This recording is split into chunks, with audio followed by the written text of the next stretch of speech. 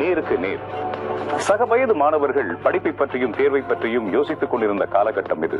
அந்த வயதிலேயே அந்த நாட்டின் பொது தேர்தலில் வென்று நாடாளுமன்ற உறுப்பினரானார் இவர். அதுவும் கனடா நாட்டின் முதல் தமிழ் நாடாளுமன்ற உறுப்பினர். போரின் காரணத்தால் 5 வயதில் அந்த நாட்டிற்கு புலம்பெயர்ந்து வந்து கனடா நாட்டின் சரித்திரத்தில் தன்னுடைய பெயரை இடம்பெற செய்த ராதிகா சித்சபை ஈசன்.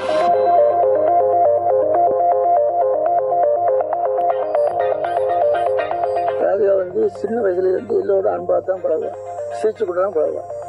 அப்போ ஸ்கூலுக்கு போனா பெரிய சந்தோஷம். மிச்சம் சந்தோஷம்னா ஸ்கூலுக்கு அனுப்பணும். அந்த ஃபைனல் இயர் யூனிவர்சிட்டியில போய் அவள் எல்லாரும் பற்றி அங்கே இனம் மதம் மொழி எதுவுமே இல்லை. யூனிவர்சிட்டியிலுடைய தன்னை ஏழக்கூடிய அளவுக்கு மக்களோட சேர்ந்து ஒற்றுமையாக அன்பாகவும் பழகியிருக்கார். ராதிகா சித்சபை ஈசன் குழந்தை பருவத்திலேயே போரின் அவலங்களை பார்த்தவர்.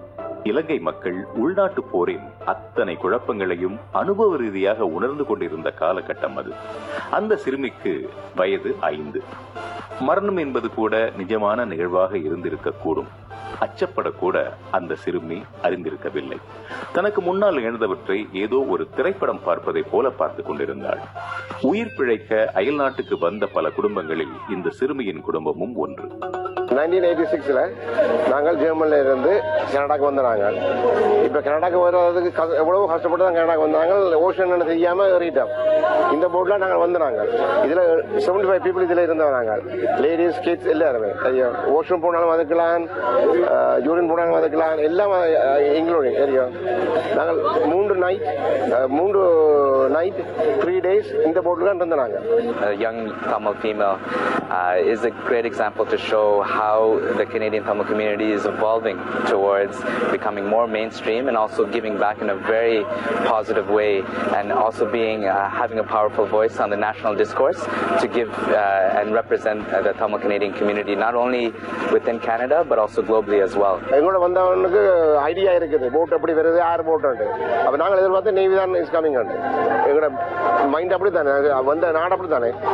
அப்ப வந்து பார்த்தால் காஸ் தன் ஃபிஷர்மேனோட போட்டோட வந்தார். வந்து டாக்டர் என்ன நான் ஏறின முதல் பேருந்து அந்த புள்ளி ஏற்றினேன். பேருந்து நாங்கள் கொஞ்சம் கொஞ்சம் ஆக்கலாம். இந்த காசோட 2 அவனும் அவங்கள தூக்கி ஏற்றினாங்க. ஏற்றிங்களை ஹெல்ப் பண்ணி அவர் வேற 2 கப்பலுக்கு கால் பண்ணி அந்த கப்பலும் வந்து இந்த குட் திங் அந்த கப்பல் ஆடப்படாம பிடிச்சுட்டு இருந்தோம். 3 கப்பலால அப்ப கப்பல் ஆடாது. நாங்கள் ஏறும்பையும் கப்பல் ஆடாது. அப்பெல்லாம் பிரிச்சு காசு ஏற்றினவர் எல்லாரும். கனடா நாடு வரவேற்றது. ஆண்டுகள் உருண்டோடின. இன்று கனடாவின் சரித்திர ஏடுகள் இவரது பெயரை பதித்து வைத்திருக்கின்றன.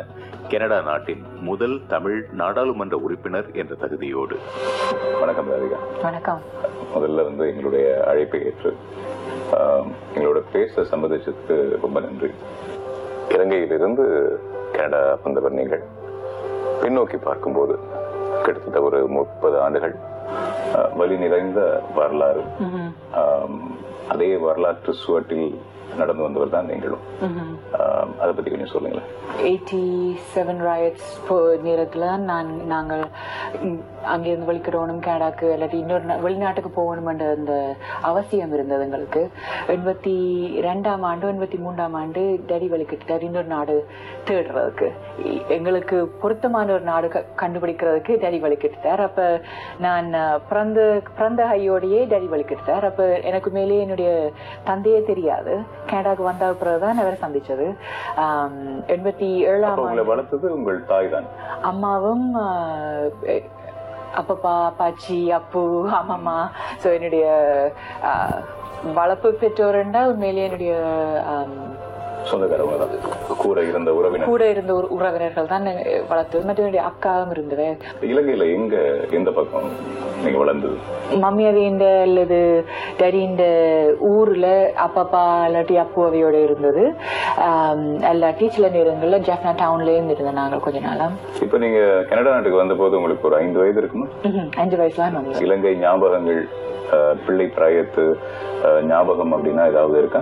பள்ளிக்கூடத்துக்கு ஒன்றாலும் போனதில்லை. ஆரம்ப பள்ளிக்கும் போனதில்லை. என்ற போர்க்காலத்துல உண்மையிலேயே கஷ்டப்பட்டுட்டு போகல. தந்தை செல்வா தொடக்கநிலை பள்ளிக்கு ஒரு நினைக்கிறேன் 2 கிழமையோ 2 மாசம் போயிருப்பேன் நினைக்கிறேன் நர்சரி ஸ்கூலுக்கு. ஆனா உண்மையிலேயே பள்ளி என்று போறதுக்கு சந்தர்ப்பம் கிடைக்கல. கனடாவுக்கு வந்துதான் முதலாம் வகுப்பு ஆரம்பித்தது. நீங்க பிறந்து வளர்ந்ததே வந்து ஒரு போர் நடந்துட்டு இருக்கிற சூழல்ல தான். அந்த அனுபவங்கள் வந்து கண்டிப்பா வலிமிக்கதாக தான் இருக்கும். அதை பத்தின ஞாபகங்கள் எதுவும் இருக்கா? ஆழமா பதிஞ்ச ஒரு ஞாபகம் என்னன்னா, நாங்க மம்மி வந்து ஒரு கடை ஒன்று வச்சிருந்தோம், தையல் கடை. டேடி இல்லாத காலத்துல பணம் வசதி தேவை கண்டபடியா அவருக்கு தையல் தெரியுமண்டபடியா தையல் செய்து கொண்டிருந்தவா. தையல் கடையில பின்னுக்கு ஒரு அறை வச்சிருந்தவா. நாங்கள் தேவையண்டா இரவு படுக்கிறதுக்கு அன்றைய காலமேல நிறைய ஷூட்டிங் நடந்து கொண்டிருந்தது. வெளியில ஒரு தரம் வெளியில போயில அப்பா அம்மாங்களோட இருந்தவர். அப்ப துப்பாக்கி சண்டை நடந்து கொண்டிருந்தது. சோ நாங்க 4 பேர், மம்மி அண்ட் அப்பா 6 பேர் இருந்தோம். நாங்க ஒரு சின்ன ஒரு கடையின் அறையில வெளியில துப்பாக்கி சண்டை நடந்து கொண்டிருந்தது. நாங்கள் ஒரு தரம் வெளியில போக இயலாது, பார்க்க இயலாது, கதவு திறந்தா என்ன நடக்கும்னு தெரியாது. அண்ட் நாங்கள் அந்த அறைக்குள்ளேயே அடைஞ்சிருந்தோம். நாங்கள் அப்ப அந்த கதவு நிலையக்குள்ளால அந்த ஒரு சின்ன ஒரு இடை இருக்கும் தானே, அந்த இடைக்குள்ளால வெளியில இருக்கிற ஆமிக்காரனோ யாருன்னு தெரியாது, துப்பாக்கி உள்ள ஒரு ஆள் அந்த மூவ்மெண்ட்டை கண்டுட்டு அந்த ஆரோ முன்னுக்கு முன்னுக்கு நடக்கணும்ன்றதை கவனிச்சுட்டு அந்த இடைக்குள்ளால, அந்த சின்ன இடைக்குள்ளால குண்டு வர தொடங்கிட்டு துப்பாக்கி குண்டு சுட ஆரம்பிச்சுட்டாங்க. எனக்கு பக்கத்திலேயே வந்தா ஒரு புல்லட் வந்து விழுந்தது ஞாபகம் இருக்குது. அம்மா மட்டும் 4 பிள்ளைகள் வளர்க்கணும்.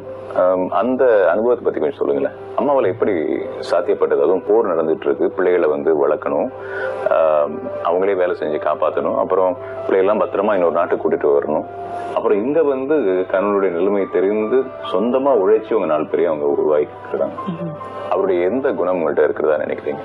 அது எப்படி வந்து உங்களுடைய வாழ்க்கையை பாதிச்சிருக்கு, அல்லது எப்படிப்பட்ட ஒரு நல்ல ஒரு தாக்கத்தை ஏற்படுத்தியிருக்கு? அவாக்கு இருக்கிற அளவு பலம் இருக்குதும் தெரியாது. டெஃபினெட்லி அந்த செல்ஃப் டிட்டர்மினேஷன், அந்த வைராக்கியம், அந்த தன்னம்பிக்கை மம்மியிடம் இருந்தா நான் அவாக்கு இருக்கிறது இந்த லெவல் எனக்கு அட்லீஸ்ட் இவ்வளவு தன்னம் அவட்ட இருந்தான் பெற்றுக்கொண்டது. ஏதாவது சொல்லி வளர்த்திருப்பாங்களே, புது இடத்துல இருக்கிறோம், நம்ம இந்த மாதிரி இருக்கணும்? ஞாபகம் இல்லை உண்மையில. பட் என்ன மம்மி வேலை செய்யறதுக்கு, மம்மி எப்பவும் வேலைக்கு போயிடுவா. விடியப்புறம் நாங்கள் கிளம்புறதுக்கு முன்னும் வேலைக்கு போயிடுவா. நாங்கள் ஸ்கூலால் வந்த பிறகுதான் வேலையிலிருந்து வீட்டை வருவா. வீட்டை வந்த பிறகு கணக்கு, சயின்ஸ் எதுவா இருந்தாலும் மம்மி தான் டியூட்டர். 35 வருஷத்துக்கு முன்னும் ஸ்கூல்ல படிச்சது, அப்பவும் இன்னும் அப்படியே நேற்று படிச்சது மாதிரி ஞாபகம் வச்சிருந்து எவ்வளவு நேரம் உதவி தேவையோ she'll stay up and she would help us. And history, geography அது இதுண்டா டேடி தான் உதவி செய்யறது. ஸோ மம்மி எவ்வளவு தேவையோ உதவி செய்துட்டு பேரு திரும்ப அடுத்த நாள் தொடங்கிடும் வேலையுண்டு போயிடுவாங்க. அந்த ஊர்ல பிள்ளைகளை வளர்த்த காலம் போர்க்காலம். பிள்ளைகள் பள்ளிக்கூடம் போயிடுவாங்க. திடீரென ஹெலிகாப்டர் சுத்தும். எங்களுக்கு நெஞ்சுக்குள்ள தண்ணியே இல்லை. இந்த பிள்ளைகளை எப்படி வந்து சேர கொண்டு நாங்க பின்பக்கமா ஓடி போய் எப்படியோ பிள்ளைகளை சேர்த்து கொண்டு வந்துடுவோம். அதோட நாங்கள் இருந்ததும் ரோட்டோரத்துல சரியான கஷ்டப்பட்டு இருந்தது. ஈவன் 83ஆம் ஆண்டு பிரச்சனை நடந்திருந்த போது நாங்கள் அதுக்கு முன்னுக்கு இருந்திருக்கிறோம். எங்களுக்கு தெரியாது. ஆனா பிள்ளைகள் உண்டு, சத்தம் போடாம இருங்கோண்டா அப்படியே இருக்குங்க. ஸ்ரீலங்கால, இலங்கையில பிறந்து வளர்ந்த பிள்ளைகள் ஒரு 20-30 வருஷமான பிறந்த பிள்ளைகள். So 3 generations. போற தவிர வேறு எதுவும் தெரியாத பிள்ளைகள் தான் நாங்கள் பெற்றெடுத்திருக்கிறோம். எங்களுடைய சமுதாயம் போறத்தான் அவைகளுடைய ரியாலிட்டியாக ஒரு நாளுமே பிள்ளைகளுக்கு இருக்கக்கூடாது. பட் எங்களை போல பிள்ளைகளுக்கு அதுதான் இருந்திருக்குது. அதை தவிர ஒரு ஆப்ஷன் இருக்கே இல்லை. ஆனா நான் நிச்சயமா கொடுத்து வச்ச ஒரு பிள்ளைன்னு தான் நான் சொல்லுவேன். என்னென்ன ஆரம்ப காலத்திலேயே நாங்கள் வெளியேறுவதற்கு சந்தர்ப்பம் கிடைச்சது. எங்களுக்கு முதலாம் வகுப்புல இருந்தே கனடாவில இருந்து ஆரம்பிக்கிறதுக்கு அந்த சந்தர்ப்பம். சரி, நீங்க புலம்பெயர்ந்து வந்த பல இலங்கை தமிழர்கள் போல வந்தவர் தான். இங்கு உள்ள வரவேற்பு எப்படி இருந்தது? புது இடம், புது சூழல், சவால்கள் அப்படின்னு சொன்னா எதை சொல்லுவீங்க? அப்பாவே இப்பதான் பாக்குறீங்க. ஏர்போர்ட்ல வச்சு மம்மிக்கு சொன்னது, சித்தப்பா மாதிரி ஒரு ஆள் நிக்கிறாரு. சித்தப்பா சவுதியில இங்க ஒரு வேலைக்கு போயிருந்தவர். அப்ப அடிக்கடி வாரபடியா அவற்ற முகம் தெரியும். டரி பார்த்தா அவரை மாறித்தான் கிட்டத்தட்ட. அப்ப டரிய தெரியாது. சித்தப்பா மாதிரி ஒரு ஆள் இங்க நிக்கிறாருன்னு மம்மிக்கு சொன்னேன். அதே சித்தப்பா மாதிரி ஒரு ஆள் வந்து என்ன தூக்கி கட்டி பிடிச்சாரு. யார் இந்த மனுஷன் தூக்குறார்? I don't know you. But that's the reality, right? That was my introduction. 12-13 மாடி அபார்ட்மெண்ட் பில்டிங்ல. அப்ப நாங்க ஆல்மோஸ்ட் அரைவ் பண்ணிக்க மூத்தாக்கா வந்து அப்பா டாடி இவ்வளோ ஒரு பெரிய வீட்டுல நாங்கள் இருக்க போறோம், இதெல்லாம் இவ்வளவு நேரம் எடுக்கும் கூட்டி முடிக்கிறதுக்கு. ஆனா அக்காவுக்கு தெரியாது அதுக்குள்ளே ஒரு சின்ன அபார்ட்மெண்ட் தான் எங்களுக்கு கண்டு முழுக்களும் உங்களோட வீடு நினைச்சிருக்கிறா. இப்படியான ஒரு இந்த ஜஸ்ட் டிரான்சிஷன்ஸ் எல்லாருக்குமே ஒரு கனடாவில் வாழ்ற ஆல்மோஸ்ட் எல்லாருக்குமே ஒரு மைக்ரண்ட் ஸ்டோரி இருக்குது. கிரேட் 1 ஸ்டார்ட் பண்ணி 1ஆம் வகுப்பு ஸ்டார்ட் பண்ணின போது முழு பள்ளிக்கூடத்திலேயே மண்ணுற தோல் இருக்கிற மக்கள்னா என்னுடைய சகோதரர்கள் நான் மட்டும்தான். நம்ம நிறத்துல நாங்க மட்டும்தான் முழு ஸ்கூல்லயே இருந்தது. சோ மற்றவங்க எல்லாரும் மோஸ்ட்லி எல்லாரும் வெள்ளத்தோல் தான். அப்ப இங்க இருந்தவர்கள் இப்ப புலம்பெயர்ந்து வந்த தமிழர்களை எப்படி பார்த்தாங்க? சிலருக்கு வித்தியாசம் தெரியாம தான் பார்த்தவ. ஆனா சிலருக்கு அந்த ஒரு அந்த கியூரியாசிட்டியோட பார்த்தவ. எனக்கு தெரியாது. இப்ப குழந்தைகளை குற்றம் சொல்ல இல்லாது, ஏன்னா அவங்களுக்கு அந்த எக்ஸ்போஷர் இருக்கு. எல்லாவைகளுக்கு தெரியாதுன்ற நேரத்துல அவைகளுக்கு கொஞ்சம் கொஞ்சமா எடுத்து சொல்ல வேண்டியது எங்களுடைய பொறுப்பு, அவையுடைய பெற்றோருடைய பொறுப்பு. அதே வேளையில் அந்த ஸ்கூல் டீச்சர்ஸ் எல்லாருடைய பொறுப்பு. வந்து என்ன தோலை ரப் பண்ணி ஊத்தி கிளீன் பண்ண ட்ரை பண்ணிருக்கிறேன். அழுக்கு இருக்கு, தோலை தேய்ச்சா ஊத்திய துடைச்செடுக்கலாம் நினைப்போட சில பிள்ளைகள் இருந்தவ. அதே வேளையில அந்த ஆதரவு தந்து சப்போர்ட்டா இருக்கிற பிள்ளைகளும் நிறைய இருந்தவ. அப்ப என்னுடைய ஆங்கிலம் கூட பெரிய ஸ்ட்ராங் அண்ட் இல்லை. இந்த அப்பப்பாவோட இங்கிலீஷ் கொஞ்சம் படிச்சாலும் சின்ன குழந்தையா இருக்கிற போது அந்த அக்கறை எடுத்து படிக்கல. ஜோக்கா விளையாட்டா படிச்சுட்டு ஓடிடுவேன். அண்ட் அப்ப அந்த ஆங்கிலத்துல அந்த ஸ்ட்ரென்த் அந்த ஆளுமை கிடைக்கல எனக்கு. சரி, இப்போ உங்க மாதிரியே வந்து பலருக்கும் பல பொதுவான அனுபவங்கள் இருக்கும். அந்த அதாவது 40 வருஷத்துக்கு பின்னாடி போய் பார்ப்போமே, எப்படிப்பட்ட சவால்களை ஒரு புதுசா இன்னொரு நாட்டுக்கு புலம்பெயர்ந்து வரக்கூடிய மக்கள் அனுபவிக்கிறாங்கன்னு நினைக்கிறேன். வீடு கண்டுபிடிக்கிறது, இருக்கிறதுக்கு ஒரு இடம் கண்டுபிடிக்கிறதே பலருக்கு ஒரு கஷ்டமானது. எங்களுக்கு கொஞ்சம் உதவியா இருந்தது. ஏன்னா டேடி முதலே வந்திருந்தபடியா எங்களுக்கு இருக்கிற இடம் இருந்தது. அதே வேளையில் வேலை கண்டுபிடிக்கிறது. என்னுடைய தந்தை ஆரம்ப காலத்திலேயே ஆக்சிடென்ட்ல involve பண்ணியிருந்தபடியா he became permanently disabled and வேலை செய்யறதுக்கு அவரால் இயலாது. அப்ப மம்மி இங்க வந்த உடனே வாழ்க்கை என்ற முறையில வாழ்றதுக்கு ஒரு 2வது சந்தர்ப்பம் கிடைச்சிருக்கு எங்களுக்கு.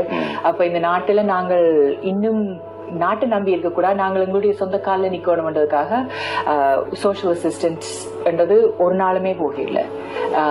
நாங்கள் தான் இந்த நாட்டுக்கு இந்த முறையில் கொடுக்கலாம், திருப்பி கொடுக்கலாமோன்ற அந்த உணர்வோடு தான் ஆரம்பத்தில இருந்தே டேடி மாமிக்கு இருந்தது. ஆரம்பத்தில இருந்தே அப்படித்தான் எங்களை வளர்த்தவ.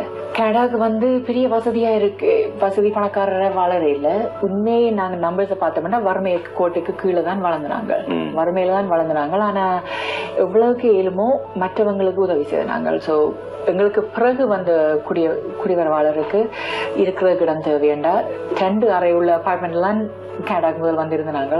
அந்த இடத்திலேயே பலர், எனக்கு தெரியாத பலர், கைவிட்டுன்றதை விட கூடிய அளவான குடிவரவாளர் எங்களை வீட்டுல வந்து தங்கி இருக்கிறோம். 1 நாள் 2 நாள் ஒரு கிழமை அதுக்கு தேவையான நேரம் அந்த டிரான்சிஷன் டைம்ல எங்களோட வீட்டை வந்து தங்கி இருக்கிறோம். பலர் ஏர்போர்ட்டுக்கு வந்து என்னன்னு தெரியுமோ தெரியாது, வீட்டுல போன் வரும், ஐயா எங்களுக்கு சொன்னதை நாங்கள் கனடாக்கு வந்தா நீங்கள் உதவி செய்வீங்களு.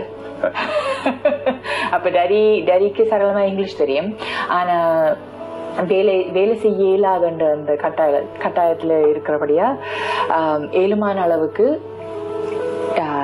இன்டர்பிரிட்டரா போய் அல்லது அந்த ஃபார்ம் நிரப்புறதுக்கு உதவி செய்து என்ன உதவி தேவையோ பலருக்கு உதவி செய்திருக்கிறேன். 90 இருந்திருக்கிறீங்க, வாலண்டரிசம் பல விஷயங்கள் செஞ்சிருக்கிறீங்க. உங்க சின்ன பிள்ளைல பெற்றோர்களை பார்த்து வளர்ந்தது காரணமா இருக்கும்னு நினைக்கிறீங்களா? நல்லொரு சமுதாயத்தின் உறுப்பினராக இருக்கிறதுக்கு நான் படிச்சது என்னுடைய பெற்றோரிடமிருந்து தான் அதை நான் கற்றுக்கொண்டது. ஏன்னா அவங்க தான் எப்பவுமே எந்த முறையில மக்களோட பழக வேணும் அல்லது உறவினரோட பழக வேணும், பக்கத்துல இருக்கிறவைகளோட பழக வேணும் என்ற அந்த சொல்லி தந்தது அவைகளுடைய நடவடிக்கையை பார்த்து தான் நான் படிச்சு கொண்டேன். நான் வேறுபாடு பார்க்காம எல்லாருக்கும் உதவி செய்ய வேணும் என்றது, எல்லாருடைய தரம் உயர வேணும்ன்றதுதான் எங்களுக்கு அந்த முக்கியமே தவிர நாங்கள் மட்டும் முன்னேறினா போதாது, எல்லாருமே முன்னேற வேணும் என்ற அந்த ஒரு சமூகமாக நாங்கள் முன்னேற வேண்டும் என்ற அந்த கொள்கை டேடி மம்மியிடம் தான் நான் படிச்சு கொண்டது. அதுதான் நான் வாழ்க்கை முழுக்களும் நான் செய்து வந்த வேலை அல்லது சைட்ல செய்த பேஷன் முழுக்களும் வாஸ் அபவுட் மனித உரிமைகளுக்காக அல்லது பெண்களுடைய உரிமைகளுக்காக, தொழிலாளர்களுடைய உரிமைகளை சமமாக்க வேணும்ன்றதுக்காக. ஸோ எந்த முறையிலேயோ தாழ்த்தப்பட்ட மக்களுக்கு உதவி செய்ய வேணும் என்ற அந்த வேலை திட்டங்கள் தான் நான் என்னை ஈடுபட்டு கொண்டேன். நாங்கள் இங்கே வரைக்க இவர் வருத்தம் இயலாது, ஒரு வேலையும் செய்ய முடியாது. ஈவன் சும்மா ஒரு சின்ன பால் பேக்கை கூட தூக்கவருக்கு இயலாது. அவ வந்து நான் படிக்க வேணும் யோசிச்சேன், அது முடிய சொன்னார், நீ படிச்சா பிள்ளைகளோட வாழ்க்கை பாலா போடும், அதனுடைய பிள்ளைகள் படிக்கட்டும், நாங்கள் பார்த்துக்கொள்வோம். அப்ப நான் வேலைக்கு உடனே போக என்ன சொன்னா, இல்லை ஒரு மாசம் வீட்டில் இரு. அப்போ 87 ஜூலை வந்த நான் செப்டம்பர்ல வேலை ஸ்டார்ட் பண்ணினேன். அண்டையில இருந்து 16ஆம் ஆண்டு பிப்ரவரி வரைக்கும் வேலை செய்து கொண்டே இருந்தேன்.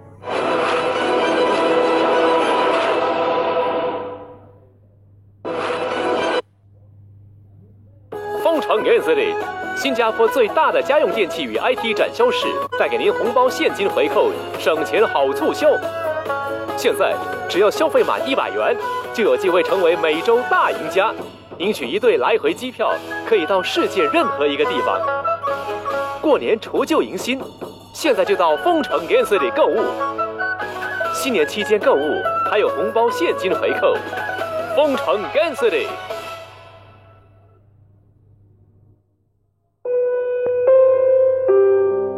works late all the time.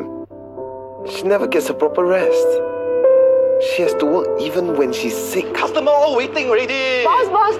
What? Can I take MC? MC? Take MC, then you won't get paid, no? Is that what you want? It's not right. What's the point of working so hard when her boss doesn't pay on time? He doesn't even contribute CPF. Luckily, I have this part-time job to help Ma. My boss treats me well and always looks out for me. He told me a way to help Ma. He said I could call the Work Right hotline. Now, Ma and I can spend more time together. And best of all, she knows her employment rights.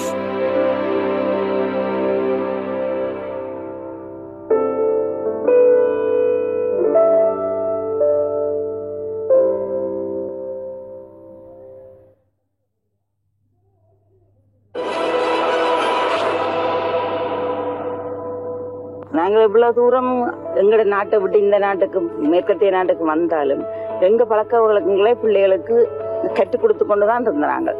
Tamil பள்ளிக்கு அனுப்புவோம். வீட்டிலே தமிழை பேச கண்டிப்பாக முயற்சி பண்ணி இருக்கோம். தச்சமயம் 4 பேரும் போய் ஒரு இடத்துல இருந்து இங்கிலீஷ் பேசினால் அடிவிலும். வீட்டுக்குள்ள ஆங்கிலம் பேசக்கூடாது. வீட்டுக்குள்ள ஆங்கிலத்தை பேச கூடாதுன்ற கட்டுப்பாடாக வச்சிருந்தபடியாத்தான் 4 பேரும் இன்றைக்கு நல்ல முறையில தமிழ் பேசுறாங்க, எழுதுவாங்க, வாசிப்பாங்க, எல்லாம் செய்வாங்க. ஆனா வீட்டில கட்டுப்பாடு என்றால் ஆங்கிலம் வீட்டில் கதைக்க கூடாது. இதுதான் முக்கியமான கருத்து வீட்டுல. அதன்படிதான் அவங்க செய்தாங்க. சில வேளை 4 பேரும் தனியா போயிருந்தா அவங்க தங்கட பாடல கதைப்பாங்களா, அது எங்கட இவற்ற காதுல விழுந்தால் அதை கடிகளும். சரி, உங்களுடைய பள்ளி வாழ்க்கை அப்பவே பல சமூக பணிகளில் ஈடுபட்டிருக்கீங்க. பள்ளி நாட்களில் இருந்து அப்புறம் பல்கலைக்கழகத்துல தமிழ் சங்கத்தின் உப தலைவராகவும் இருந்திருக்கிறீங்க. இதை பத்தி கொஞ்சம் சொல்லுங்களேன். மிசிசாகால கேத்தலிக் ஸ்கூல் போர்டோட தமிழ் பள்ளிக்கூடம் என்று ஆரம்பித்ததே ஒரு பஞ்சிப்பட்ட 6 வயசு குழந்தையின் 6 வயசு பிள்ளையின் வேலை திட்டத்தின் காரணத்தினால்தான். ஆக்சுவலி நாங்க கேடாக்கு வந்த புதுசுல தமிழ் பள்ளிக்கூடம் பெருசா கணக்கு இல்லைன்னு தமிழர்களே கணக்கு இல்லை. அப்ப பீல் போர்டு, இந்த பப்ளிக் ஸ்கூல் போர்ட்ல இன்டர்நேஷனல் லாங்குவேஜ் ப்ரோக்ராம் இருந்தது. தமிழ் பள்ளிக்கூடம் ஒன்றா இருந்தது. எங்களுக்கு வாகன வசதி இருக்கே இல்லையா. அப்ப பப்ளிக் பஸ் எடுத்து போறோம்னா 3 பஸ் மாறி மாறி போகணும். ஒவ்வொரு சனிக்கிழமை காலமே பள்ளிக்கூடத்துக்கு போறதுக்கு 5 வயசுல பெரிய ஒரு எக்ஸைட்மெண்டா இருந்தது. ஒரு நாளுமே செய்ததில்லை. பஸ்ல டிராவல் பண்ணி இருக்கிறேன் மம்மியோடு. இங்க கனடாக்கு வர்றதுக்கு முன்ன இங்க போறேன்னா பெரிய ஒரு அட்வென்ச்சர் எவ்ரி சாட்டர்டே. ஸ்கூலுக்கு வழக்கமான பள்ளிக்கூடத்துக்கு போறது நடந்து போறதுதான். 6 வயசு வந்த அப்புறம் கொஞ்சம் அழுக்க தொடங்கிட்டது. 7 வயசுல daddy I'm not doing this. இந்த தமிழ் பள்ளிக்கூடம் வாரத்துக்கு ஒரு நாள் தான் வகுப்பு. சனிக்கிழமை காலமே எனக்கு இந்த தமிழ் பள்ளிக்கூடம் போறதுன்றது சரியா பஞ்சியா இருக்குது. இல்லாது உங்களுக்கு தமிழ் நாங்கள் படிக்கிறது முக்கியம்டா வீட்டுக்கிட்ட சம்பளம் இன்னொரு இடத்துல கண்டுபிடிக்கணும் நாங்கள். ஏனெண்டா இது நாங்க போறது சரி வராது. எனக்கு உங்க அக்கா அவங்க எல்லாம் போய் வந்தவ எனக்கு சரி வராதுன்ட்டு விடுறதுக்கு சான்ஸ் ட்ரை பண்ணினது, முயற்சி செய்தது. ஆனா டேடி மம்மி தமிழ் தமிழ் தமிழ்ன்னு தான் இருந்தவே. வீட்லயே நாங்கள் ஆங்கிலம் பேசிடாது. வீட்டுல ஆங்கிலம் பேசினா ஒன்று அடிகளும் அல்லது கேட்காத மாதிரி போய்கொண்டே இருக்கணும். தமிழ்ல பிழை இருந்து பேசினாலும் பரவாயில்லை. ஆனா தமிழ்ல இந்த முயற்சி எடுத்தா அவைகள் பதில் சொல்லுவேன், இல்லாட்டி கேட்காத மாதிரியே போய்கொண்டே இருக்கணும். சோ 6-7 வயசுலயே தொடங்கிட்டேன் அந்த சமூக சேவைன்றது. எனக்கு அந்த பிரச்சனை இருக்குதுன்னா வேறு பிள்ளைகளுக்கும் அந்த கஷ்டம் பஞ்சின்றது கஷ்டம் தான் சொல்ல வேணும். மற்ற பிள்ளைகளுக்கும் இருக்குமெண்டு டேடியோட சேர்ந்து இந்த ஸ்கூல் ட்ரஸ்டியோட பேசி அவங்க சொன்னாங்க உண்மையிலேயே தமிழாக்கள் கணக்கே இல்லை, நீ இன்னொரு 2வது பள்ளிக்கூடம் தொடங்குறேன்டா எண்ணிக்கை பத்தாது. அப்ப நாங்க கேத்தலிக் ஸ்கூல் போர்ட் ட்ரஸ்டியோட போய் பேசினாங்க. 25 பிள்ளைகள் ரெஜிஸ்டர் பண்ணினால் நான் இன்னொரு இடத்துல தமிழ் பள்ளி வந்து ஆரம்பிக்கலாம். சோ நீங்கள் 25 பிள்ளைகளை கண்டுபிடிச்சீங்கன்னா I will do my half. நடந்ததா? நிச்சயமாக டேடியோட சேர்ந்து ஒரு ஃபிளையர் எல்லாம் செய்து வீடு வீடா போய் எங்க தமிழாக்கள் இருக்கிறோம்னு நினைச்சோமோ அங்க போய் தமிழ் பள்ளிக்கூடம் ஆரம்பிக்க போறோம், சைன் அப் பண்ணுவீங்களா உங்களோட பிள்ளைகளை கேட்டு. அடுத்த வருஷம் இது எத்தனாவது ஆண்டு? 89, 90 அந்த நேரத்துல. இப்ப எத்தனை மாணவர்கள் படிக்கிறாங்க? ஒரு வேளையில 10 வித்தியாசமான ஸ்கூல்ல 2, 3, 4, 5 வகுப்புகள் ஒவ்வொரு ஸ்கூல்லயும் நடந்தது. இப்ப உண்மையில எத்தனை பிள்ளைகள் படிக்கணும்னு தெரியாது. ஆனா ஆயிரக்கணக்குக்கு 10,000 மேலான தமிழ் படிக்கிற பிள்ளைகள் இருக்கணும். இப்ப தமிழ் பாடம் அப்படிங்கிறது உங்களுடைய பொது பாடத்திட்டத்துல இருக்கா? இல்ல, பொது பாடத்திட்டத்துல தமிழ்ன்றதே இல்ல. இப்ப உங்களுடைய பொது பரீட்சைகள்லாம் இருக்கும் இல்லையா, தேர்வுகள்லாம் இருக்கும். இப்ப எங்கள்ல வந்து சிங்கப்பூர்ல O levels, A levels எல்லாம் செய்வோம். அப்படியே இல்லைங்க. அந்த மாதிரி ஒரு தேசிய அளவிலான தேர்வுகள்ல இங்க வாங்குற மார்க் பயன்படுமான்னு கேட்கிறேன். ஹை ஸ்கூல் லெவல்ல நீங்கள் தமிழ் படிச்சால் யூனிவர்சிட்டி என்ட்ரன்ஸுக்கு பாதிக்கலாம் அது. ஆனா மற்றபடி தேசிய அளவுல டெஸ்டிங் அந்த ரிக்குவயர்மெண்ட்ஸ் அப்படி ஒன்றும் இல்லை. கட்டாயமா செய்யணும். அந்த சிங்கப்பூர்ல இருக்கிற மாதிரி அந்த தாய்மொழி படிக்கணும் அந்த அவ்வளவுக்கு இங்க கனடாவில் இல்லை. யூனிவர்சிட்டி UFTல படிக்க தமிழ் சங்கத்துடைய தலைவராக இருந்தது. அதுக்கு பிறகு கார்ல்டன் யூனிவர்சிட்டிக்கு போன போது முழு யூனிவர்சிட்டியின் மாணவர் அமைப்பின் உபதலைவராக இருந்தது. நீங்க வந்து ஒரு பரதநாட்டிய கலைஞர், முறைப்படி அரங்கேற்றம் எல்லாம் பண்ணிருக்கீங்க. கலையில நிறைய ஆர்வம் உண்டு, அதை பத்தி சொல்லுங்க. I was involved in acting in community theater. அதுல என் தமிழ் கம்யூனிட்டி தியேட்டர்ல கூட இன்வால்வ் ஆயிருந்தது. தெருக்கூத்துல இருந்து நாட்டுக்கூத்துல இருந்து ஜஸ்ட் ஃபோக் டான்சிங் டு கும்மி கோலம் அது இது வந்து நிறைய என்னுடைய கலை நிறைய இருக்குது. அண்ட் அதெல்லாம் கொஞ்சம் கொஞ்சம் படிக்கிறதுக்கு இந்த சந்தர்ப்பம் அதுக்கு அந்த ஸ்டார்டிங் அந்த கேரலிஸ்ட் was definitely Bharadam for me. குயின்ஸ்ல படிக்க மாஸ்டர் செய்ய நான் அந்த ரெசிடென்ஸ்ல வாழ்ற ஸ்டூடெண்ட்ஸுக்கு ஒரு மென்டோராக ரெசிடென்ஸ் கவுன்சிலராக பணியாற்றி இருந்தேன். ஸோ அதே வேளையில கிட்ஸ் ஃபெஸ்ட் கனடான்ற ஒரு ஆர்கனைசேஷன் இருக்குது. அது வந்து தாழ்த்தப்பட்ட மக்கள் அல்லது வறுமை கோட்டுக்கு வழக்கத்தில் வறுமையில வளர்ந்து வர பிள்ளைகளுக்கு வாசிக்கிறது அல்லது நம்பர்ஸ், கணக்கியல், இந்த முக்கியத்துவம், இந்த ஹெல்த்தி லிவிங் முக்கியத்துவம் படிப்பிக்கிற ஒரு ஆர்கனைசேஷன். அதோட ஒரு கோச்சா இருந்தேன் நான். ஒரு சிரமமான சூழல்ல இருந்து இன்னொரு நாட்டிற்கு வந்தீங்க. அடிப்படை வசதிகள் தான் இருந்தது. ஒரு 15 ஆண்டுகளுக்கு பின்னால பார்த்தா இந்த சமூகத்துக்கு உதவணும் அப்படின்னு நினைக்கிற ஒரு பெண், இதை எப்படி புரிஞ்சுக்கிறது? இந்த சமுதாயம் தான் எல்லா விதமான சந்தர்ப்பங்களையும் உருவாக்கினது எனக்கு. ஏனென்றா நான் பிறந்த நாட்டுல பள்ளிக்கூடத்துக்கு போறதுக்கே சந்தர்ப்பம் கிடைக்கல எனக்கு. இந்த நாட்டுக்கு வந்த அப்புறம்தான் எல்லா விதமான சந்தர்ப்பங்களும் இருந்தது. நான் எந்த விதமான சந்தர்ப்பம் வேணுமோ அதை எடுக்கக்கூடிய மாதிரியான அந்த எவ்ரி ஆப்பர்ச்சுனிட்டி. ஒரு போர் சூழல்ல பிறந்து குடிபெயர்ந்து இங்க வந்து அந்த பிள்ளைக்கு இந்த நாட்டின் உயர்ந்த எலெக்டட் பொசிஷன்ல இருக்கிறதுக்கு அந்த சந்தர்ப்பம் இருக்குது என்றால் இந்த நாட்டை தவிர வேறு இந்த நாட்டில் அப்படியான சந்தர்ப்பங்கள் இருக்கு. அதுவும் ஒரு தலைமுறையில் ஒரே தலைமுறையில். Many people look at the Tamil community in Canada as a role model community to give back in such a positive way. What unites us culturally as Tamils is the values we share, and the values that we share is hard work, having a vision, and being respectful to our elders, and those are some of the core values that have made us, and within 30 years I would say, one of the most successful communities in the Toronto area.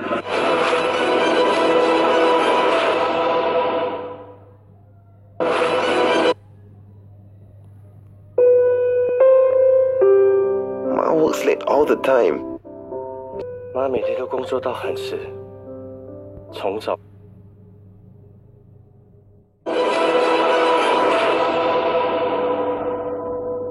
படித்துக் கொண்டிருக்கின்றீர்கள். அப்புறம் அந்த காலகட்டத்தில் அரசியல்ல சேரணுங்கிற அழைப்பு எப்படி வந்தது?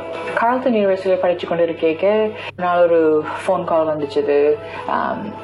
2004 அந்த பொது தேர்தல் வரப்போகுது. அப்ப ஸ்கார்ப்ரோ ஏஜென்ட் கோர்ட் அந்த தொகுதியில நாங்கள் போலிங் செய்திருக்கிறோம். நிறைய பேருக்கு உங்களோட பேர் நல்லா தெரியும். இது NDP கட்சி, புதிய ஜனநாயக கட்சி தான் கால் பண்ணியிருந்தது. நாங்கள் போலிங் செய்திருக்கிறோம். நிறைய பேருக்கு உங்களோட பேர் நல்லா தெரிஞ்சிருக்குது. நீங்க வேட்பாளராக இருப்பீங்களோ, ஆனா ஸ்கார்ப்ரோல இந்த ஏரியாவில் ஒரு நாளுமே NDP வேண்டதில்லை. அண்ட் அங்க இருக்கிற லிபரல் கட்சி, ஸ்கார்ப்ரோல நம்ம தமிழர்கள் அதிகம் இல்லையா? தமிழர்கள் அதிகமா இருக்கிறாங்க. இருந்தாலும் வழக்கத்தில் லிபரல் கட்சி தான் ஸ்கார்ப்ரோல வெல்லுறது. 20 வருடங்களுக்கு கிட்டத்தட்ட இருந்த ஒரு பாராளுமன்ற உறுப்பினர். அவருக்கு எதிராக நீங்க கட்டாயம் வெல்ல மாட்டீங்க, ஆனா you have really good name recognition, would you be the candidate? அதாவது நீங்க ஜெயிக்கிறது உங்களுடைய வேலை இல்ல. இதே ஜெயிக்கிறது வேலை இல்ல, பட் அந்த கட்சியை கொஞ்சம் கட்சியின் பெர்ஃபார்மன்ஸை கொஞ்சம் உயர்த்துறதுக்கு செய்திங்களோன்னு வந்து கேட்டுச்சு. அப்ப நான் கேட்டவர்கள் தமிழர்களா? கேட்டு தமிழாள், ஆனா கட்சியின் சார்பாக கால் பண்ணினவர். ஸ்கார்ப்ரோல இந்த தொகுதியில வேட்பாளராக இருக்கிறது தான் கால் வந்தது. நீங்க இன்னும் படிச்சு முடிக்கல? அந்த காலத்துல இந்த கட்சி வேறுபாடுகள் பெருசா தெரியாது. கனடால இருந்த கட்சி வேறுபாடுகள், நான் அந்த கொள்கையின்படி பல வேலை திட்டங்கள் ஈடுபட்டிருக்கிறேனே தவிர அந்த கட்சிகளோட இணைந்து வேலை செய்த அரசியல் ரீதியா அரசியல்ல அந்த கட்சி வேறுபாடோட வேலை செய்தது அனுபவம் இருக்கே எனக்கு. அப்ப NDP என்ன புதிய ஜனநாயக கட்சி என்றாலே என்னன்னே தெரியாது எனக்கு. ஆளுங்கட்சியா எது இருந்தது? NDP கட்சி ஒரு நாளுமே ஆளும் கட்சியா இருந்தது இல்ல கனடாவில். ஒரு புது கட்சி, புதிய ஜனநாயக கட்சி 50-52 வருடங்களாக தான் கட்சியை உருவாக்கி இந்த நாட்டில் இருக்குது. லிபரல் கட்சி அல்லது கன்சர்வேட்டிவ் கட்சி தான் ஆரம்ப காலத்துல இருந்தே இந்த நாட்டில் ஆளும் கட்சியை கைமாறிக்கொண்டிருக்கும். ஒரு 8 வருஷம் இந்த கட்சி, 8 வருஷம் அடுத்த கட்சி கைமாறிக்கொண்டிருக்கும். ஸோ NDP கட்சி நாங்கள் கனடாக்கு வந்த போது கன்சர்வேட்டிவ் தான் கவர்மெண்டா இருந்தது. அதுக்கப்புறம் லிபரலுக்கு மாறினது. அப்ப வாழ்ந்திருந்த தொகுதி வந்து ஆரவா சென்டர். அங்க வேட்பாளராக இருந்தது எட் பிராட்பேண்ட், NDP கட்சியின் பழைய தலைவர், முன்னாள் தலைவர். அப்ப அவரிடம் இருந்து படிக்கிறதுக்குன்னு பெருசா நான் ஒருக்கா தான் சந்திச்சேன் அவரையே. ஆனா NDP கட்சியின் கொள்கைகள் மக்களுக்காக குரல் கொடுக்க வேணும், மக்களுக்காக உதவி செய்ய வேணும், தாழ்த்தப்பட்ட மக்களுக்கு குரலாக இருக்க வேணும் என்ற அந்த கொள்கைகள் காரணத்தினால் NDPயோடு இணைந்து வேலை செய்யலாம், இது என்னுடைய கொள்கைகளோடு அலைன் பண்ணின ஒரு கட்சி என்ற அந்த உணர்வு வந்தது. அதே வேளையில நான் வளரேக்க டேடி வந்து லிபரல் கட்சியோட தான் இணைந்திருந்தவர். வீட்லயே ஒரு சின்ன பிளவு இருக்கு. பிளவு இல்ல, பழக்கத்தில் நீங்க பாத்தீங்கன்னா குடிவரவாளர கனடாவுக்கு வரவேற்றது லிபரல் கட்சியின் காரணம். லிபரல் கட்சி நேரத்துலதான் 1.5 வருஷமா வேலை இல்லாமல் இருந்தது. வேலையை தேடிக்கொண்டு கஷ்டப்பட்டு கொண்டு கேட்க ராயர்ஸ்டன் யூனிவர்சிட்டியில ஒரு கூட்டத்துல பேசுறதுக்கு கேட்டிருந்தவன் எம்ப்ளாய்மெண்ட் இன்சூரன்ஸை பற்றி, அந்த மாற்றங்கள், என்ன மாற்றங்கள் தேவை, என்னுடைய தனிப்பட்ட எக்ஸ்பீரியன்ஸை பற்றி பேசுறதுக்கு. அந்த இதுல பேசிக்க ஆடியன்ஸ்ல இன்னும் ஒரு அந்த ஸ்கார்பரோ ரூஷ் ரிவர் தொகுதிக்கு கேண்டிடேட்ஸ் வேட்பாளரை தேடிக்கொண்டிருக்கிற 2 பேர் இருந்துச்சுன்னா அவங்க அதுக்கு பிறகு அந்த பேச்சு முடிஞ்ச அப்புறம் கேட்டவே நீங்க இப்ப பாலிடிக்ஸ்ல அரசியல்ல ஈடுபடுறதுல இன்ட்ரெஸ்ட் இருக்குதோ இப்ப எந்த கட்சியை சார்ந்து சிலவரை நீங்கள் ஆதரவு கொடுக்கக்கூடும் என்று கேட்டுச்சுன்னா டெஃபினெட்லி எனக்கு இன்ட்ரெஸ்ட் இருக்குது. ஆனால் அப்ப எனக்கு 26-27 வயசு.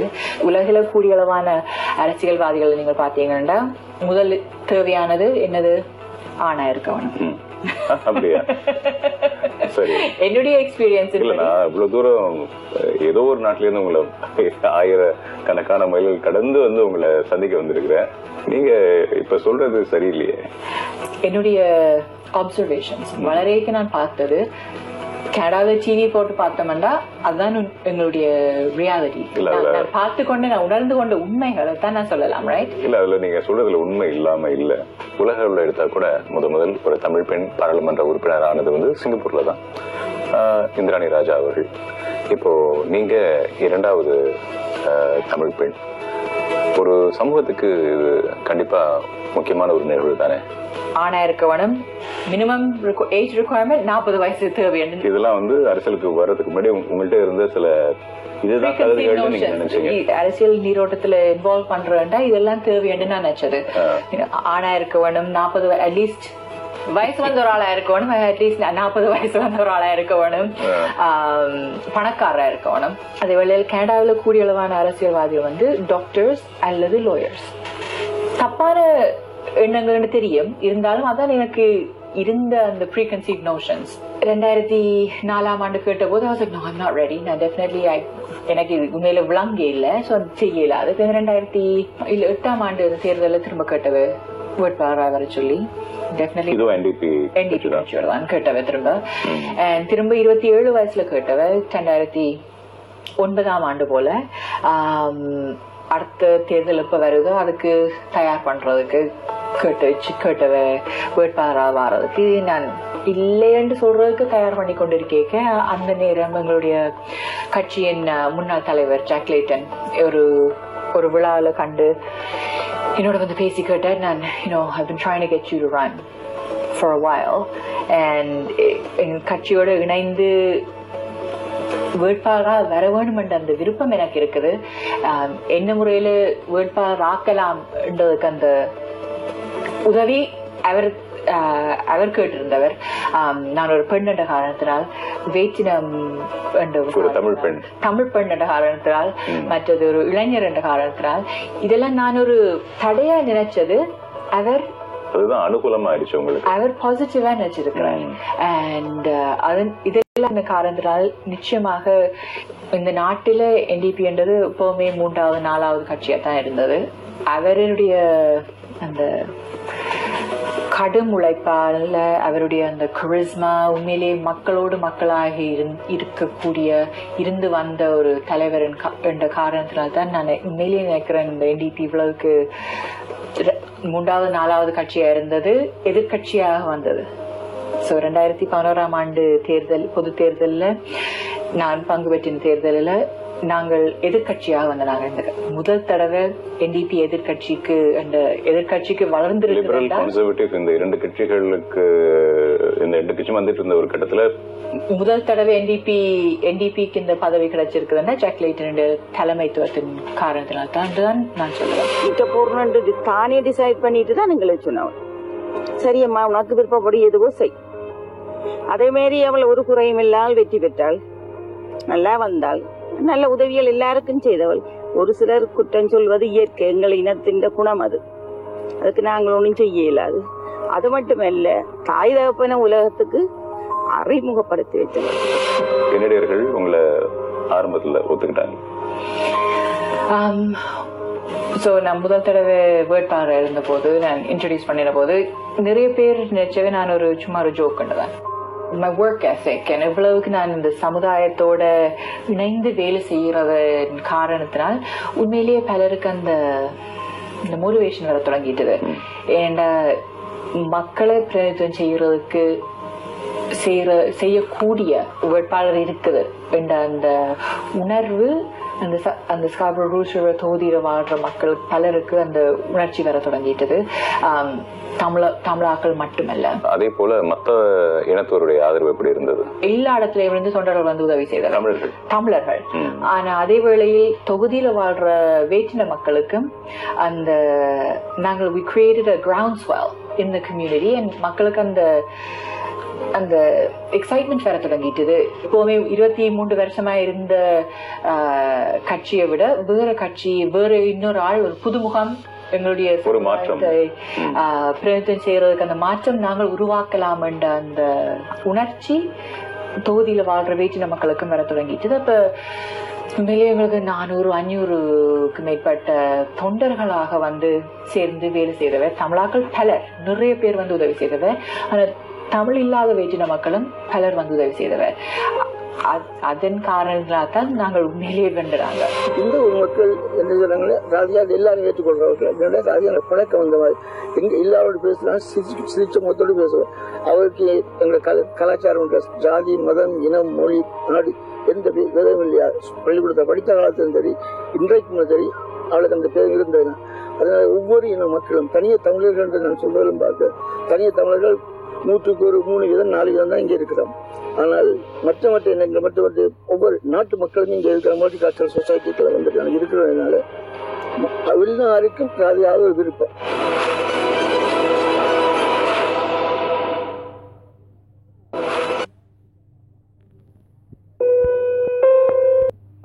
妈每天都工作到很迟。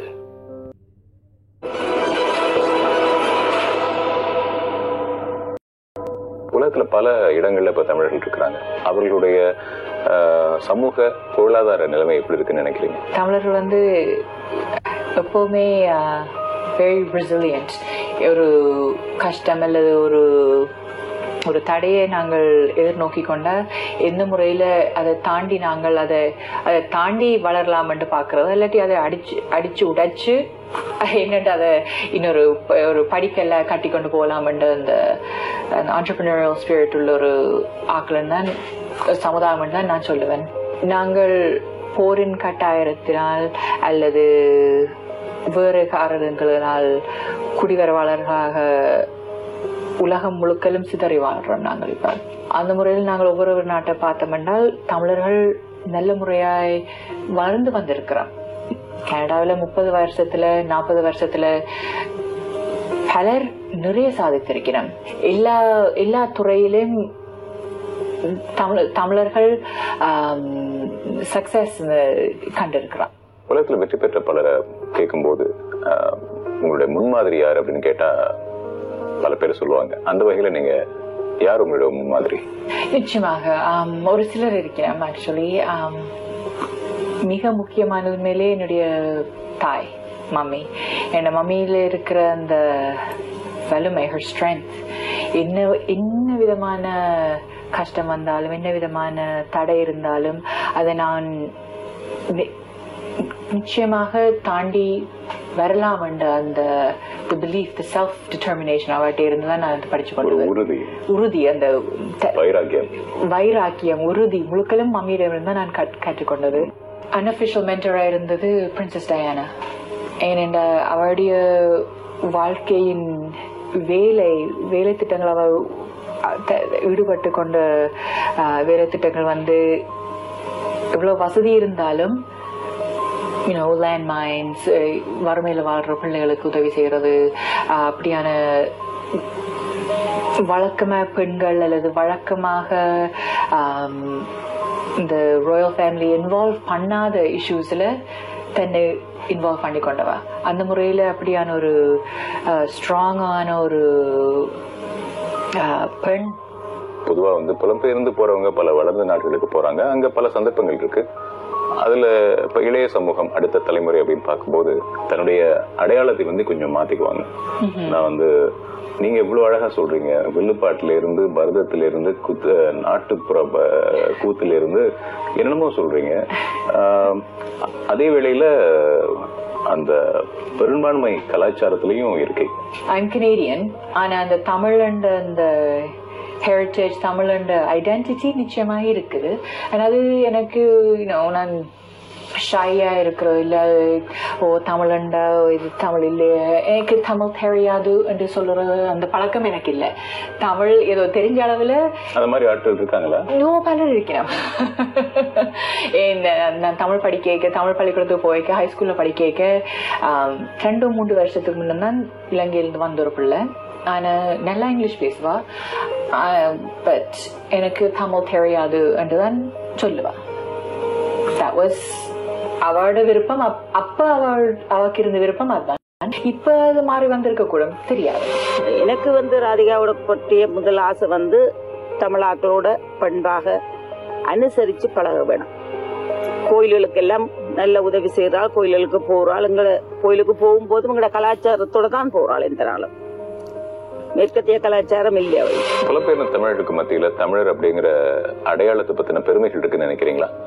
தமிழ் என்றால் தமிழ் பேசுறது பிகாஸ் அந்த ரேசிசம் இருந்தது நிறைய, அல்லது தமிழண்டு தெரிஞ்சால் தாழ்த்துப்படக்கூடும் அல்லது குறைவேண்டு அந்த மனப்பான்மை தங்களுக்குள்ளே இருந்தால் சில வேளை நான் தமிழ் இல்லை என்று சொல்றதுல பெருமை இருந்திருக்க கூடும். எனக்கு தெரியாது. நான் எப்பவுமே நான் தமிழன்றதான் சொல்லி கொண்டு இருக்கிறேன். அதுல எனக்கு அந்த எப்பவுமே இந்த என்னுடைய தமிழ் அடையாளத்துல பெருமை தான் இருந்தது. கடைசி நீங்க ஸ்ரீலங்கா நாட்டுக்கு போனது எப்போ? 2 வருஷத்துக்கு முன்ன போனது. 2 ஆண்டுகளுக்கு முன்னால, அதாவது யுத்த காலம் முடிஞ்சு. யுத்த காலம் முடிஞ்சு போர் முடிந்தது. ராதிகா, அந்த போர் எப்படி முடிந்தது? நாங்கள் என்ன நடந்தாலும் அந்த ஆஷஸுக்குள்ளால ஒளிம்பி வரும் பீனிக்ஸ் போல நாங்கள் எப்பவுமே வளர்ந்து வருவோம், பூத்து நல்ல முறையில வருவோம் என்ற அந்த நம்பிக்கை இருக்குது. வாய்ப்புகள் நிறைய இருந்தா கூட அந்த வாய்ப்பை பயன்படுத்திக்க தெரியாம பல இளைஞர்கள் இருக்கிறாங்க, அல்லது பயன்படுத்திக்க ஆர்வம் இல்லாம இருக்கலாம். இப்படிப்பட்ட இளைஞர்களுக்கு நீங்க சொல்ல விரும்புறது என்ன? ஏன்னா உங்களுடைய பல சாதனைகள் நீங்க செஞ்சது நீங்க இளையரா இருக்கும்போதுதான். அதனால உங்கள்கிட்ட இருந்தே அவங்க படிச்சுக்கிறதுக்கு நிறைய இருக்கு. உண்மையிலேயே நாங்கள் உலகம் முழுக்களும் பறந்து வாழ்றோம். அண்ட் எந்த துறையில இளைஞர்களுக்கு அந்த ஆர்வம் இருந்தாலும் இஷ்டம் இருந்தாலும் நல்ல முறையில வளர்ந்து வாரதுக்கு பல நாடுகள்ல, எல்லா நாட்டிலேயும் சொல்ல மாட்டேன், பல நாட்டுகள்ல அந்த சந்தர்ப்பங்கள் இருக்குது. உங்களே அந்த நம்பிக்கை இருந்தா என்னவும் சாதிக்கலாம். எதுவா இருந்தாலும் நீங்க இந்த மனப்பக்குவம் எல்லாம் வரும், அந்த நம்பிக்கை இருந்தால் எதுவா இருந்தாலும் சாதிக்கலாம். என்னுடைய கேள்விக்கெல்லாம் இவ்வளவு நிதானமாகவும் ரொம்ப இயல்பாகவும் பதில் சொன்னீங்க. இந்த நாட்டு மக்களை போலவே உங்களுடைய வெற்றியை பார்த்து நாங்களும் சந்தோஷப்படுறோம். உலகில வாழும் தமிழ் மக்கள் முழுக்களும் எனக்கு ஆதரவும் அன்பும் தந்ததன் காரணத்தினால் தான் உண்மையிலே அந்த 5-6 வருஷங்களாக அந்த எம்பியாக பாராளுமன்ற உறுப்பினரை தெரிவு செய்யறதுக்கு அந்த சக்சஸ் கிடைச்சது. உங்களுக்கும் என்னுடைய சிறந்த நன்றியை நான் தெரிவித்துக் கொள்றேன். அதே வேளையில் எங்களுடைய பேட்டியில நான் எது தவறா சொல்லி இருந்தால் அல்லது தமிழ்ல என் பிள்ளை இருந்தால் மன்னிச்சு கொள்ளுங்க. நான் தமிழ் இப்ப உண்மையிலேயே அடுத்த சந்ததியில வளர்ந்து வரும் தமிழ் பிள்ளைகளுக்கு கூட சந்தர்ப்பம் இருக்குது. என்னை விட நல்ல தமிழ் பேசுறேன்டா மிகவும் சுலபம். தமிழ் இம்ப்ரூவ் பண்ணணும்ன்றதான் என்னுடைய விருப்பம். ஸோ என் பிள்ளைகள் இருந்தா மன்னிச்சு கொள்ளுங்க. Thank you so much.